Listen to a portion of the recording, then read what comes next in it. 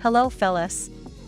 Welcome back to Top 5 Choices. This is Haley from Top 5 Choices, and I hope you all are doing good. In today's video, I am going to do a detailed review and pick the top 5 best Canon camera, 2022.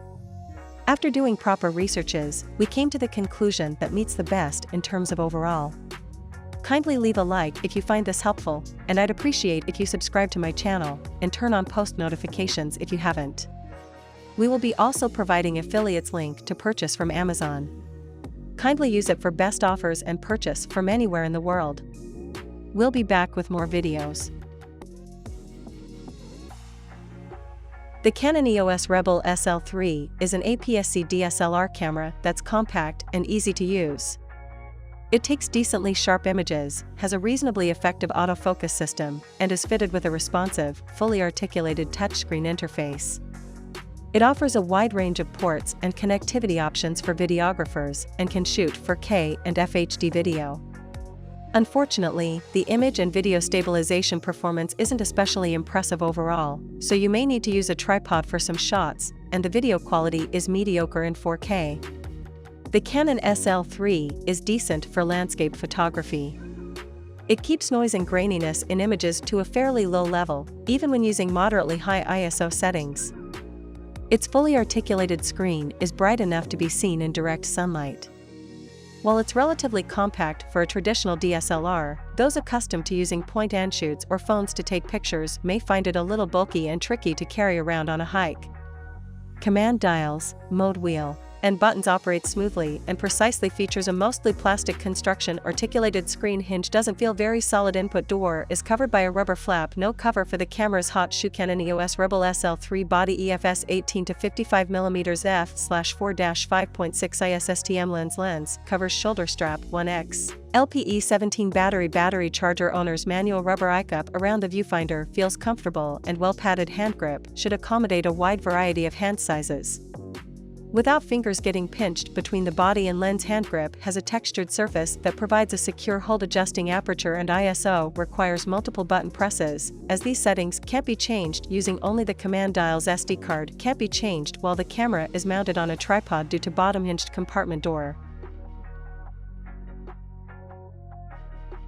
The Canon POWERSHOT G7X Mark III is a compact point-and-shoot camera suitable for vlogging.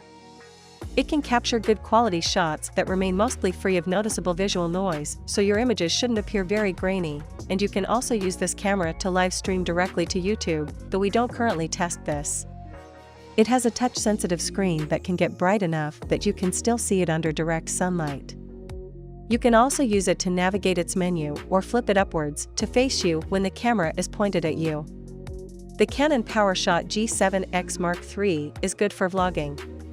It has a great screen that you can flip up to face you when the camera is pointed at you. It's also exceptionally portable, and footage taken while walking should remain smooth and stable. It can shoot in 4K and FHD without a crop. However, it does incur a reduction in your field of view when its stabilization feature is set to high. It's also okay at tracking faces, though it struggles to capture clear and sharp footage free of noticeable visual noise while shooting in 4K and FHD. Unfortunately, its battery performance is poor and frequently causes the camera to shut down from overheating, especially when shooting in 4K. This can make it hard to record long videos in 4K, so it may be best to stick to recording. Body is made of plastic and metal. The Canon EOS M50 Mark II is a puzzling one. It's a feature-rich camera by itself, but most of those specs are already available on the original EOS M50, with only a few added benefits to indicate it's an updated model. The M50 Mark II is identical to its predecessor, both internally and externally. What's new is all software-based and could be of great significance to up-and-coming content creators. There's the added benefit of eye-detect autofocus for both stills and video, and the ability to shoot vertical videos for social media platforms.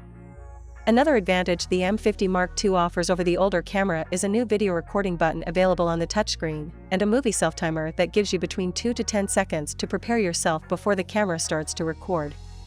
If you happen to have over 1,000 YouTube subscribers, the M52 will also allow you to wirelessly live stream to YouTube. While its video prowess looks good on paper, the M52 suffers from the same heavy 1.5x crop for 4K video as its predecessor, and also uses a slower phase detect autofocus system that can be an issue if you're recording fast-moving subjects. Although the camera's IAF isn't as fast as, say, the Canon EOS R6, it is quite good for a camera that's been labeled as an entry-level model and works well for stills and 1080p video. It's a bit hit and miss while shooting in 4K. Canon's EOS R5 is an excellent camera for professionals or anyone that's looking for a supremely capable option for almost any type of photography, from sports and action to studio portraits and landscapes. It's a 45MP full-frame mirrorless camera that can shoot clips of 8K video, has impressive dual-pixel autofocus and excellent ergonomics. It can also capture 10-bit HDR stills and video for HDR display and is the spiritual and mirrorless successor to Canon's 5D series DSLR cameras.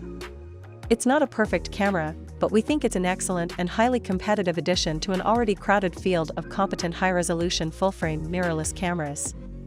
At 45MP, the EOS R5 is the highest resolution Canon camera we've seen for quite some time, and that puts it up squarely against some really capable competition. There are just bags of detail everywhere you look. The EOS R5 has an AA filter. It still shows plenty of noir here, but perhaps a hair less than the competitors in other spots. As ISO values climb, the EOS R5 really looks to hold its own up to ISO 12800. By ISO 25600, it starts to lose ground to the Nikon, but is just slightly better than the Panasonic.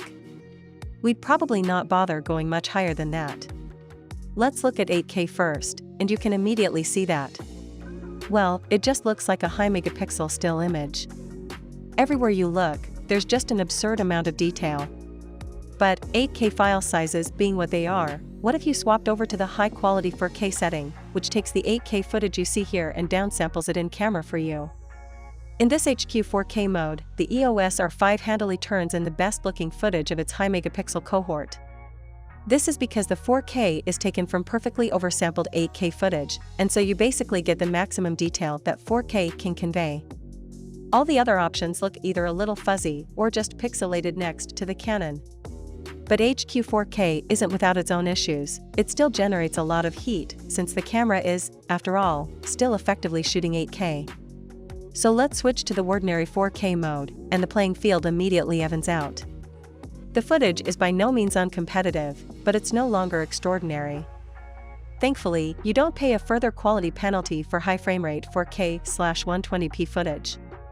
We do have to say, though, that we're impressed by the Canon's full HD output.